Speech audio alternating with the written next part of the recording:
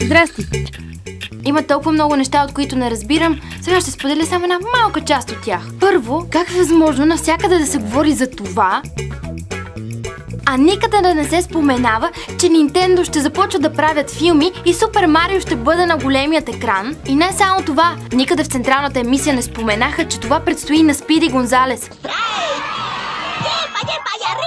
Добре, това може да не е чак толкова важно, но новината, че дългоочакваната идея за криминална драма на Мартин Скорсезе, The Irishman, всъщност ще бъде факт и в него ще участват Робърт Де Ниро и Ал Пачино ще се появи за първи път във филм на Скорсезе.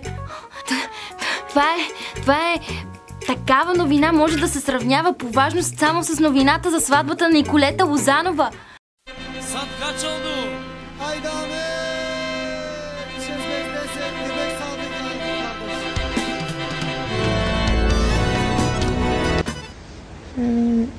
Да, обратното на сватба.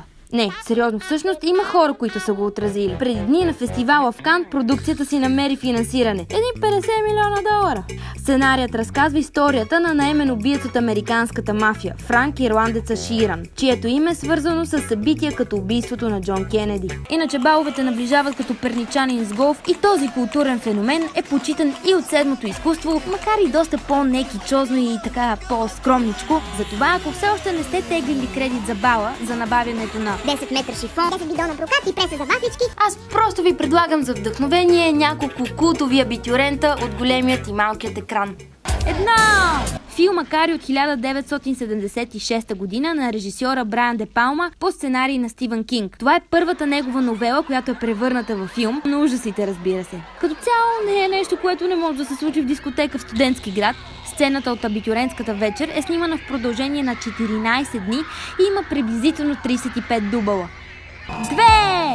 Абитюрентският бал на клюкарката също си беше драматично събитие. Модните им решения в тази сцена бледнеят пред тези на сънародничките ни, но има и други интересни факти покрай клюкарката, като например това, че първоначалната идея била Gossip Girl да бъде пълнометражен филм и главната роля да бъде изиграна от Линдзи Лоан.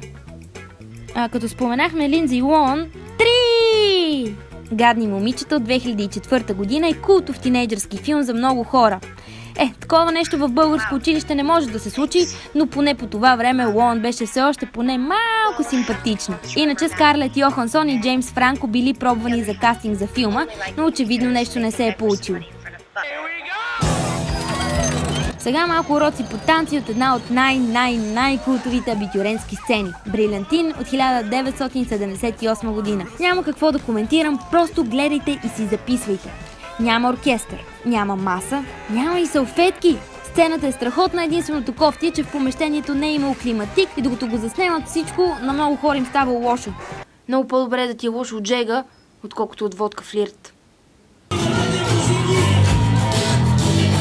Запазвам си правото да не съм фен на вампирските саги и особено на Здрач, но просто трябва да приемем, че вампирите са част от културата и те са тинейджери, и те имат балове. Гати. Тази сцена от Здрач намерих спомената поне на 4 места. Предполагам, защото това си е класика. Когато Бела опитва да накара вампира Едвард да я превърне и нея във вампир по време на бала и той я отрязва. В крайна сметка, на кой не му се случва да го отрежат на бала? На един приятел, не на мене. Не искам да ви натрапвам мнението си, но ако аз имах машина на времето, щях да се върна няколко години назад и да настоявам, вместо на бала ни в Син Сити да пее Галена, да ни се случи нещо такова. Марти Макфлай да свири на китара и след 5 години чакане Жоро от моя клас да ме покани да танцуваме. Но аз не съм единствената, която чака дълго. Обратно в бъдещето е бил предлаган 40 пъти на продуценти, преди най-после да бъде създаден. И после си стана класика. Освен това за главната роля е бил гласен и Джони Деп, но според сценариста Боб Гел просто не било неговото. Иначе аз бих отишла на бал с Хит Леджер. 7! По мое мнение, един от наистина най-приятните тинейджърски филми, това е 10 неща, които мразя в теб.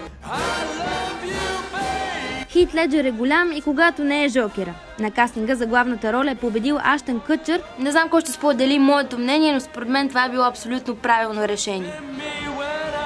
Иначе, сладка абитюрентска сцена. Патрик Хит и Кат Джулия Стайлс се мразят, обаче на бала се влюбват и се забиват. И на кой не му се случило?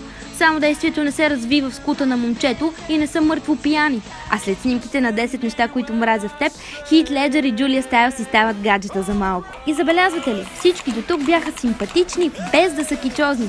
Ако искате да разберете какво следва след 7, отворете си прозореца, напълно е възможно вече весели абитюренти в бели мерцедеси да се дерат. Иначе за още културни идеи за бала може да погледнете в страничката във Фейсбук, където има специален абитюрентски гид, специално за приятелите на пуканките. Наяще прекалено много пуканки и да знаете, че от водка флирт спомени няма и най-големите грешки са правени, когато всички мислят еднакво и никой не се сеща да каже на другия, че има нещо сбъркано. Весело празнуване!